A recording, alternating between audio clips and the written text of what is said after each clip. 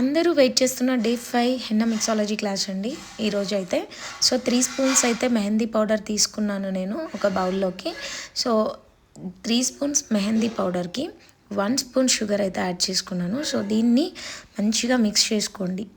అంతా కలిసిపోయేలా powder sugar మొత్తం కలిసిపోయేలాగా నీట్గా కలుపుకొని దాంట్లో 20 to 25 స్పూన్స్ వాటర్ని అయితే యాడ్ చేసుకోవాలి. సో నేనైతే మీకు మెజర్మెంట్స్తో చెప్తున్నాను.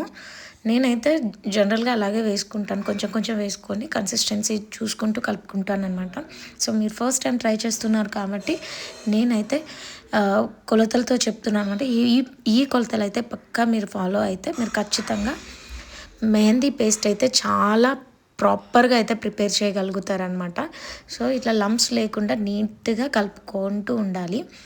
సో ఫస్ట్ టైం కనుక ఈ వీడియో నా వీడియో చూస్తున్నట్టయితే నా పేజ్ని ఫాలో చేయండి. సో రెగ్యులర్గా అయితే మెహందీ వీడియోస్ అయితే వస్తూ ఉంటాయి. సో నేనైతే ఇందులో 2 స్పూన్స్ బ్రైడల్ బ్లెండ్ ఆయిల్ అయితే వేసుకున్నాను.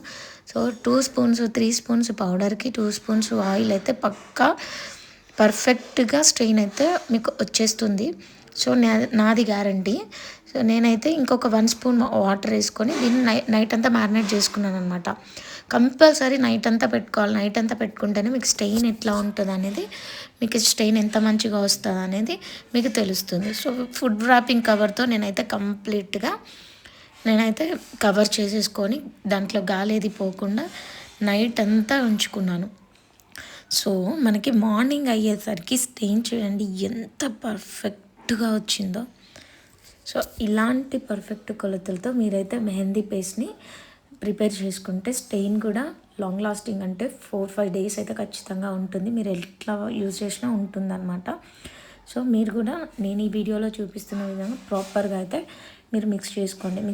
మిక్సింగ్ తర్వాత ఇది పైపింగ్ బ్యాగ్ అండి. పైపింగ్ బ్యాగ్ తీసుకొని ఒక గ్లాస్లో పెట్టేసుకొని దానికి నేను ఒక స్టాకింగ్ పెట్టుకుంటున్నాను. ఎందుకంటే లోపల ఏమైనా డస్ట్ పార్టికల్స్ ఉంటే నీట్గా రావడానికి పేస్ట్ అనమాట. సో కలిపిన పేస్ట్ అంతా అందులో వేసుకుంటున్నాను. మొత్తం నీట్గా కలిపిన పేస్ట్ అంతా అందులో వేసుకొని ఫస్ట్ దీన్ని పైపింగ్ బ్యాగ్ తీసేసి దాంట్లో నుంచి నేను స్టాకింగ్ అనేది గట్టిగా ఇక్కడ హోల్డ్ చేయాలి. హోల్డ్ చేసి గట్టిగా లాగితే పేస్ట్ అంతా పైపింగ్ బ్యాగ్లోకి వచ్చేస్తుంది. సో ఈ విధంగా పేస్ట్ని అయితే ప్రిపేర్ చేసుకొని పక్కన ఉంచుకున్నాను. సో ఇప్పుడైతే మనకి తర్వాత ఏంటంటే మనం పోను ఎలా చేయాలి, సెలోఫోన్ షీట్ అంటారు దీన్ని. సో ఇదైతే 22 మైక్రాన్ ఉంటుంది, చాలా పల్చగా ఉంటుంది, బాగుంటుంది. నేనైతే ఎక్కువగా ఇదే యూజ్ చేస్తాను. సో 4 ఇంచెస్ గ్యాప్ ఇచ్చి ఇదైతే రెక్టాంగిల్ షేప్లో కట్ చేసుకున్నాను. 4 ఇంచెస్ గ్యాప్ ఇచ్చి నేనైతే ఏ నీడిల్ యూజ్ చేయనండి. ఓన్లీ హ్యాండ్తోనే ఇలా చూసుకుంటూ మీకు హోల్ కనిపిస్తూ ఉంటుంది అనమాట. నేను వీడియోలో చూపించే విధంగా మీరు కూడా ప్రిపేర్ చేసుకొని మనకి హోల్ ఎంత పెద్ద గాలి ఎంత సన్న గాలి అనేది మనకు తెలిసిపోతుంది. సో ఇలా యూజ్ చేసుకొని నేనైతే లాస్ట్లో ఒక చిన్న 1 ఇంచ్ ఒక టేప్ అయితే వేసుకుంటున్నాను. సో అది హోల్డ్ చేసి పట్టుకోవడానికి. అండ్ కోన్ అంతా మళ్ళీ వేయడానికి ఇంకొక టేప్ వేసాను కోన్ మొత్తం. నేను వీడియోలో చూపిస్తున్నాను కదా ఈ విధంగా.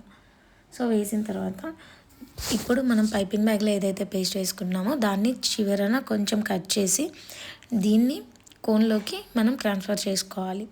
సో నేను ప్రెస్ చేస్తూ చేస్తున్నాను కిందికి. సో అట్లా ప్రెస్ చేస్తూ వేస్తే నీట్గా కోన్ అనేది ఎయిర్ లేకుండా లోపలికి వచ్చేస్తుంది. సో దీన్ని లాస్ట్లో ఏం చేయాలి అంటే మీకు కొంచెం చిన్నగా ఒక చిన్న టేప్ వేసుకొని దానిపైన కూడా కొంచెం చిన్న టేప్ వేసుకొని దాన్ని టోటల్గా నేను వీడియోలో చూపించే విధంగా కోన్కి అనేది మీరైతే సెలో టేప్ అయితే వేసుకొని నీట్గా హోల్డ్ చేసేసుకోవాలి.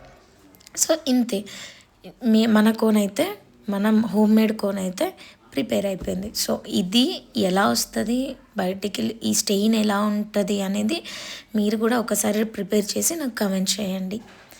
అండ్ నెక్స్ట్ క్లాస్ అయితే నెక్స్ట్ డేలో మనం ఈ కోన్తో ఏమేమి వేస్తాం, డిజైన్స్, ఫ్లవర్స్ ఎలా ఫామ్ చేస్తాం